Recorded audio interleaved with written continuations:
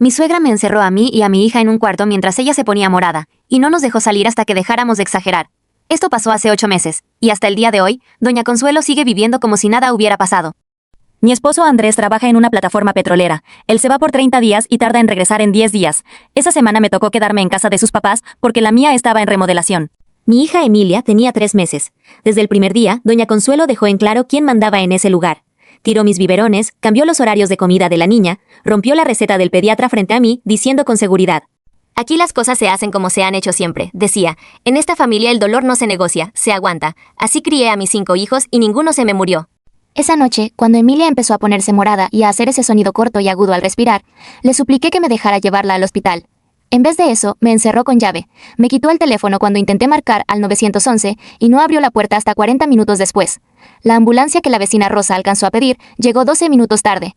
La doctora nos explicó que esos minutos sin oxígeno suficiente dejaron un daño permanente en las vías respiratorias de mi hija. Y para cerrar con broche de oro, doña Consuelo le contó a todo el barrio que yo había llegado esa noche borracha, que ella solo me encerró por seguridad. Eso fue lo que pasó. Los primeros días en el hospital fueron un borrón. Emilia estuvo internada 5 días, con un tubo de oxígeno tan pequeño que no dejaba de verse enorme en su nariz diminuta. Andrés pidió permiso especial en la plataforma y llegó pocos días después, todavía con el overol de trabajo. No dijo una palabra cuando entró al cuarto, solo se sentó junto a la incubadora y se quedó ahí, viendo a su hija respirar con ayuda de una máquina. La doctora que llevaba el caso, la pediatra Fernanda Ibarra, nos llamó aparte en ese momento. Necesito preguntarles algo directo. ¿Alguien retrasó la atención médica de la niña antes de que llegara aquí? Le contamos todo. Ella tomó notas en su tableta sin decir nada, hasta que al final levantó la vista y dijo: esto no se queda solo en un expediente médico, esto tiene que reportarse. Fue la doctora Ibarra quien nos explicó que, legalmente, un caso así podía documentarse como negligencia con daño comprobado, y que el hospital tenía la obligación de reportarlo si nosotros lo autorizábamos. Cuando por fin le conté a Andrés todo con detalle, palabra por palabra de lo que su mamá había dicho y hecho, se quedó callado un buen rato. Luego dijo algo que no esperaba. Yo no fui el primer bebé de mi mamá. Se lo pregunté directo. Me dijo que cuando era niño, una tía, ya fallecida, se lo mencionó una sola vez, casi como advertencia, que antes de él hubo otro bebé. Que su mamá nunca hablaba de eso, que cuando alguien lo mencionaba, ella cambiaba el tema o se enojaba. Andrés siempre pensó que había sido un aborto espontáneo, algo doloroso pero normal. Nunca profundizó, porque en su casa, el dolor no se negocia, se aguanta. También aplicaba para las preguntas incómodas. Con Emilia todavía conectada a monitores, decidimos que ya no íbamos a dejar pasar nada más. Rosa, la vecina que llamó a la ambulancia esa noche, fue la primera en ofrecerse a declarar. La visitamos en su casa una semana después, todavía con Emilia en brazos, y Rosa nos contó algo que esa noche, entre los gritos, no habíamos alcanzado a procesar. Cuando tocó la puerta y escuchó mis súplicas, alcanzó a oír también a mi suegro decirle a doña Consuelo, en voz baja pero clara: ya bájale, se va a dar cuenta la vecina. Esa frase, insignificante en el momento, terminó siendo una de las piezas más importantes de todo el caso, porque probaba que sabían exactamente lo que estaban haciendo y que les importaba más quién los viera que la vida de mi hija. Contratamos a la licenciada Patricia Roldán, abogada familiar especializada en casos de negligencia. Lo primero que hizo fue pedir el expediente completo del hospital, hora exacta de ingreso, niveles de oxígeno registrados, diagnóstico de secuelas. Todo coincidía, minuto por minuto, con lo que yo había vivido detrás de esa puerta cerrada. Lo segundo que hizo fue algo que a mí ni se me había ocurrido.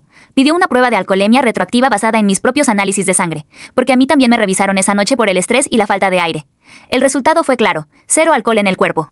Esa prueba, junto con el testimonio de Rosa, desmontó por completo la mentira que doña Consuelo llevaba meses repitiendo en el barrio. Antes de presentar la denuncia formal, la licenciada Roldán sugirió algo que al principio me pareció innecesario. Una reunión familiar, grabada con consentimiento de todos, donde cada quien pudiera decir lo que tenía que decir antes de que esto se volviera un proceso legal frío. Días después, llegó ese día, nos sentamos en la sala de esa misma casa. Doña Consuelo, mi suegro, Andrés y yo. Andrés habló primero, dirigiéndose a cada uno por separado. A su papá le dijo: tú entraste a ese cuarto, le quitaste el teléfono a Camila de las manos y saliste sin decir una palabra. Eso no es no meterte, eso es elegir un lado. A su mamá le dijo: tú le dijiste a todo el barrio que mi esposa estaba borracha. Tenías la prueba del hospital en tus manos y preferiste inventar algo más fácil de creer. Luego, mirándola directo, cerró con la más dura. Y ahora sé que no era la primera vez que alguien en esta casa se quedaba callado mientras un bebé no podía respirar. Doña Consuelo se puso pálida. No sé de qué hablas, dijo, pero la voz le tembló. Mi suegro bajó la mirada y no dijo nada. El caso llegó a manos del detective Óscar Villanueva, quien empezó a investigar los antecedentes de mis suegros como parte del proceso. Fue él quien encontró algo que ni Andrés ni yo esperábamos: un acta de defunción de 1994, a nombre de una bebé de apenas 11 días, hija de mi suegro y de su primera esposa, fallecida antes de que él conociera a Consuelo. El detective localizó a una enfermera retirada, la señora Guadalupe Trejo, que había trabajado en la clínica del pueblo donde vivía la familia en esos años. Aceptó dar declaración. Recordaba el caso porque, según dijo, en un pueblo tan chico, esas cosas no se olvidan. Contó que la bebé llegó a la clínica ya sin signos vitales, y que la versión de la familia en ese momento fue que se enfermó de la nada, muy rápido, nadie se dio cuenta a tiempo. Nadie investigó más a fondo porque el marido de la familia tenía relación cercana con el entonces director de la clínica. Doña Consuelo, según los registros, era en ese entonces la madrastra encargada del cuidado de la bebé, mientras la madre biológica se recuperaba de una cirugía en otra ciudad, el mismo patrón. La misma frase que yo escuché esa noche, el dolor no se negocia, se aguanta. Llevaba 30 años repitiéndose en esa familia, y ya se había cobrado una vida antes de lo sucedido con mi hija. La licenciada Roldán presentó la denuncia formal por 2 cargos: negligencia que puso en riesgo la vida de una menor y privación ilegal de la libertad. El caso de 1994 se incorporó como antecedente de conducta, aunque los abogados de la familia intentaron argumentar que estaba prescrito. En la audiencia, cuando le mostraron el acta de defunción de 1994 a doña Consuelo, por primera vez en meses, no tuvo una respuesta lista. Solo dijo, casi en un susurro: eso fue diferente, eran otros tiempos. El juez le preguntó directamente si podía explicar por qué el patrón se repetía casi 3 décadas después con su propia nieta. No contestó. Mi suegro, por su parte, decidió declarar a favor de la investigación a cambio de que se consideraran cargos menores en su contra.